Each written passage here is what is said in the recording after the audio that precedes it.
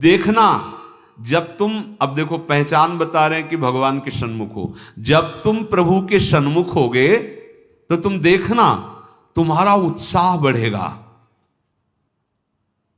कभी कभी सत्संग में कहते हैं कि अब उस आनंद की उमंग को कैसे बताएं, ऐसा समझ लो जैसे किसी का ब्याह तय हो गया हो संसारी पुरुष का और उसके मनोनुकूल पत्नी मिल गई हो, और वो कितना फूला फूला घूमे, या माँ के इकलौते बेटे का ब्याह हो, फिर वो कैसे फूली फूली सबका स्वागत आनंद। अब ये कहाँ परमानंद में प्रभु से उदाहरण बैठेगा, पर वो तो अद्वितीय है, अचिंत्य है। पर ऐसे ही चंद्र शाखा न्याय जैसा कि डाल के एक हाथ ऊपर देखो चंद्रमा दिखाई दे रहा है, अद्भुत फूलन, अद्भुत उत्साह। जिस समय भगवत सन्मुख होगे ना, एक ऐसी उन्मत्तता, एक ऐसे आनंद की उमंग, उसके लिए ललचाओ। जो तुम खोज रहे हो वो इधर नहीं है, वो इधर है।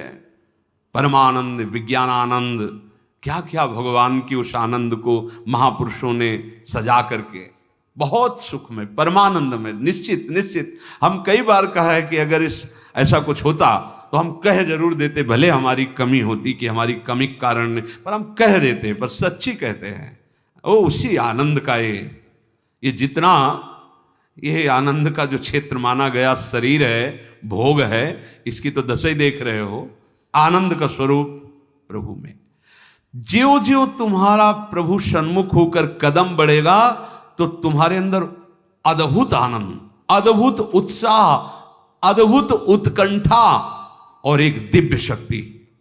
ये भी बात, एक दिव्य शक्ति तुम्हारे अंदर, दैवी संपदा बढ़ने लगेगी, एक अलौकिक शांति रहेगी, दुख सुख में एक समानता का भाव आ जाएगा।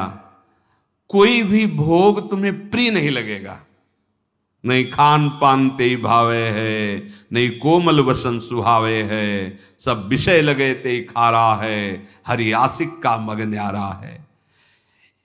संत जन देखते ही ऐसे लगेंगे जैसे स्नेह संबंधी जन मिलते हैं। अच्छा अच्छा, ऐसे संतों को देखते ही मन नाच पड़ेगा, आज तो हो भाग्य भगवत सन्मुख का, आज तो हो भाग्य, हमें साधु समागम मिला, हमें संत जन मिले। तुम्हारी विलक्षणी एक स्थिति होगी, कोई भी द्वंद्व तुम्हें स्पर्श नहीं कर पाएगा। निराशा, चिंता, भय, विषाद, कामना, वासना, ये सब क्षीण होने लगेंगी, केवल भगवत सन्मुखता। जब तक तुम भगवान की तरफ पीठ किए हो और संसार भोगों की तरफ मुख किए हो, तो तुम कुछ भी कर लो, तुम्हें सुख शांति मिलने वाली नहीं। जितना जितना तुम भोग संग्रह, धन वैभव एकत्रित करोगे, उतना ही अशांत और चिंतित और शोकित होते जाओगे। ये महापुरुषों की बात है, देख लो अपने हृदयों को। जितना तुम भोगों की तरफ बढ़ोगे, परिणाम में ये दोष तुम्हारे अंदर आएंगे। जैसे भगवत सन्मुखता, तो कैसे जाने भगवत सन्मुख है? तो बोले जो ही तुम भगवत सन्मुख होगे तो तुम्हारा एक एक क्षण नवीन उत्साह, नवीन उत्कंठा, दिव्य शक्ति और दैवी संपदा, शांति, समता, वैराग्य, प्रेम और संतों को देखकर अपार सुख, ऐसा ये भगवत सन्मुखता का लक्षण। अब यहां बता रहे, चाहे जितना तुम धन वैभव भोग एकत्रित कर लो, भगवत विमुख हो, तुम्हें कभी सुख शांति नहीं मिल सकती। भगवत विमुख का लक्षण क्या है? भय, विषाद, चिंता, राग, द्वेष, वैर, अशांति, द्रोह, दंभ, पाखंड, परिग्रह, हिंसा, कामना, वासना, ममता, दुर्गुण, दुर्विचार, भयानक दुख, ये भगवत विमुख के लक्षण हैं। जो भगवत सन्मुख होता है, एक भी उनके हृदय में नहीं होते। ये जांचो जांचो, अंदर जांचो। भगवत विमुक्ता का लक्षण, मूल लक्षण, भोगों में सुख है, इसी में सारे दोष बैठे हुए हैं। और जहां भगवत सन्मुख हुए, तहां तुम्हारा प्रतिपल नवीन उत्साह, नवीन उत्कंठा, दिव्य शक्ति, दैवी संपदा, शांति, समता, वैराग्य, प्रेम, समस्त द्वंद्वों से छूट करके एक अद्भुत आनंद और संत समागम जीवन बन जाएगा। देखो राधा बाबा पूर्ण महापुरुष हैं, कोई उनको जानना थोड़ी साधन साध्य के विषय में, पर आपको ध्यान होगा जब ऋषिकेश में उनके गांठों में बहुत दर्द वात रोग के कारण, तो वो अपने निजी जन से कह रहे थे भाई मुझे सत्संग में पहुंचा दो। वो सेवा करते करते शायद श्रमित हो गए होंगे या जो भी, तो उन्होंने बाबा की इस बात का सपोर्ट नहीं किया। बहुत बार कहने पर तो बाबा कहा कि आप ये जानते हो कि हम जा ही नहीं पाएंगे। उन्होंने कहा आप जा ही नहीं पाओगे क्योंकि आपकी गांठ, बोले ऐसा नहीं। फिर जो बाबा ने अंदर बात की, वो जो लिखा था कि भगवान श्री कृष्ण से प्रार्थना की कि प्रीतम मुझे इतनी सामर्थ्य केवल दे दो कि जहां से सत्संग सुनाई देता वहां तक मैं पहुंच जाऊं, और एक बांस डंडा उठाया और बाबा घसीटते हुए वहां गए। इस बात का बहुत प्रभाव पड़ा हृदय में कि इनको कोई साधन साध्य विषयक अब जानकारी की आवश्यकता नहीं, पूर्ण महापुरुष हैं, संपूर्ण हैं, उनमें कोई भी, लेकिन ऐसे महापुरुष होते हुए सत्संग की इतनी प्रियता, वो देखो लिखा है साधु सम, एकदम आनंदित हो गए कि आज तो मुझे साधु समागम मिला।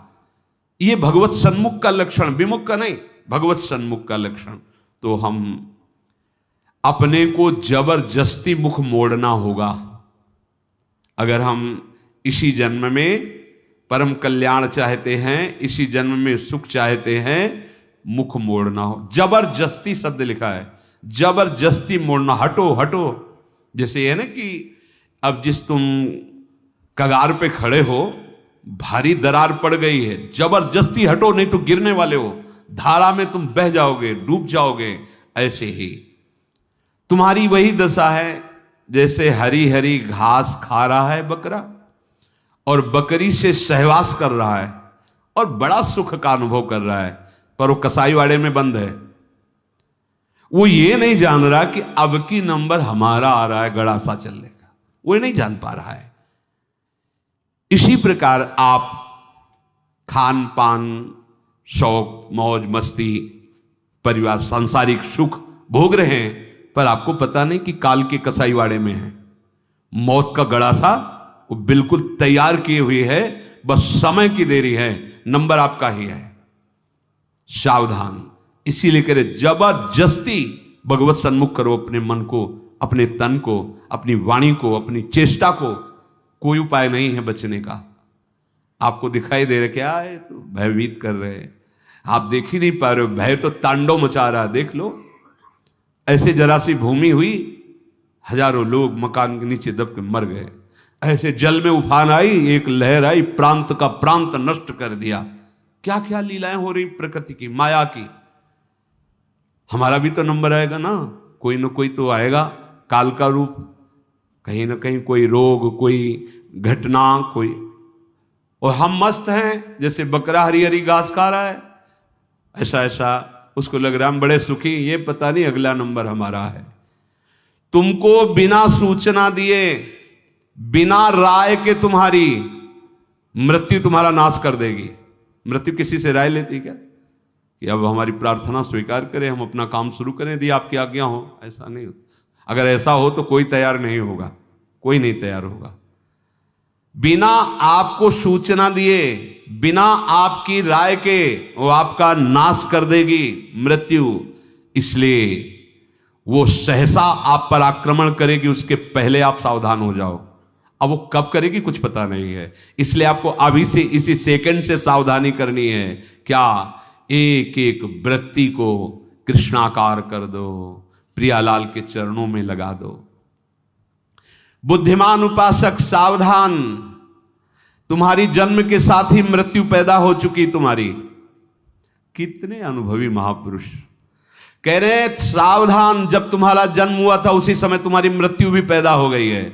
बस तुम्हारे साथ चल रही मृत्यु अवसर देख रही है, समय देख रही, जहां पूरा हुआ वो अपना काम कर देगी। इसलिए प्रतिक्षण तू मृत्यु की दृष्टि में है, शिकार बिल्कुल लक्ष्य पे है। मृत्यु का अंतिम स्पर्श तुम्हारा सर्वनाश कर देगा। शरीर, रुपया, पैसा, कामना, घर, मकान, पद, पदवी, सब। अतः तुम कुछ ऐसा करो जिससे मृत्यु शरीर पर प्रभाव पड़े, आप पर नहीं।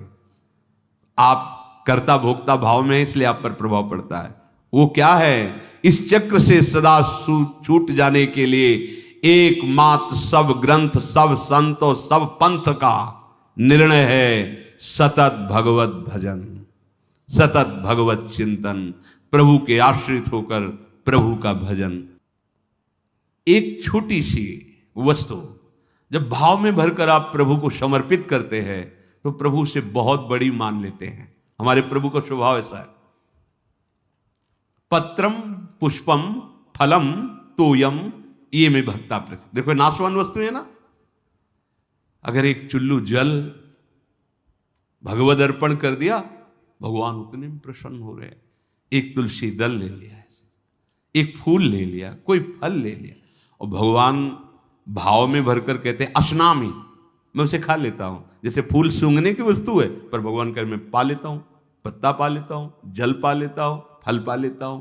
पत्रम पुष्पम फलम तोयम ये में भक्त्या, भक्ति भाव से जो भक्त अर्पित कर देता है, भगवान कहते हैं मैं उसे पा लेता हूं, वो शाश्वत हो गई। दो प्रकार की बैंक है, एक मायाकृत बैंक, एक हरि बैंक। हरि बैंक में वही वस्तु जमा होती है जो त्वदीयम वस्तु गोविंदम तुभ्यमेव समर्पय से होता है। ध्यान रखना, आपके द्वारा दी हुई वस्तु आपको समर्पित है, ये हरि बैंक में जमा हो गया। अगर आप निष्काम भाव से करते तो भगवत प्राप्त हो जाएंगे, सकाम भाव से करते तो आपको बहुत आगे बढ़ करके मिलेगी। और यहां जो बैंक में मायाकृत जमा है ये सब रद्द, शरीर छूटा सब व्यर्थ गया।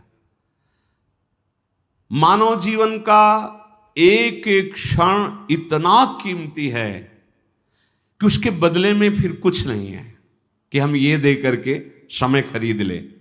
तो ऐसे समय को केवल केवल महामहिमा में भगवान नाम स्मृति में लगाओ। सब चेष्टाएं हो रही, नाम जप कर रहे हैं, आपका बैंक बैलेंस बढ़ रहा है। एक एक नाम, जैसे कोई भूखा व्यक्ति एक एक कवल पाता है तो तुष्टि पुष्टि क्षुधा निवृत्ति होती जाती है, ऐसे ही एक एक नाम संसार से वैराग्य, अपने स्वरूप का ज्ञान और भगवान के चरणों में प्रेम, ये तीनों होते चले जा रहे हैं। पर जैसे बहुत भूख लगी हो तो दो चार कवल में और भूख बढ़ती नजर आती है, तृप्ति का बोध नहीं होता। आधे पेट होने के बाद फिर स्वाद और तृप्ति का अनुभव होने लगता है। फिर पूरा जब पेट भर जाता है तो कहना क्या है। ऐसे ही अभी हम थोड़ा भजन करते तो और जलन बढ़ रही है। यद्यपि वो संसार से वैराग्य, स्वरूप का ज्ञान और भगवत चरणारविंद में प्रेम, ये प्रारंभ हो गया है एक एक नाम से। पर जब आप 24 घंटे में कम से कम 12 घंटे का ऐसा अभ्यास बने कि हम भगवत स्मरण परायण, तो आधा पेट मानो हुए, फिर आपको स्वाद मिलने लगेगा। अनर्थ की निवृत्ति होते ही आनंद का स्फुरण होने लगेगा। पर एक एक नाम व्यर्थ नहीं जा रहा, गिनो या ना गिनो। किसी को भ्रम रहता अगर माला से गिनेंगे नहीं तो व्यर्थ चला जाएगा। अरे भाई, गिनना तो आपके मन को लगाने के लिए है। नाम तो अविनाशी है। राधा राधा बोला, नहीं गिनोगे तो फल नहीं मिलेगा क्या? कुछ लोगों को भ्रम होता है अगर गिना नहीं तो फिर वो संख्या ऐसे ही चली जाएगी, लिखा जाएगा नहीं। अरे गिनना केवल मन को लगाने के लिए है। नाम महामहिमा है, गिनो या ना गिनो। अब प्रेमी जन गिनने में नहीं रहते। हाँ, प्रेमी जन तो श्वास प्रश्वास अपने प्रीतम के नाम का वर्तमान में स्वाद ले रहे, उसका और कोई फल नहीं चाहिए। ये जिह्वा पे राधा राधा चल रहा है, हमें सब कुछ मिल गया, बस यही चलता रहे, हम भूलूं ना।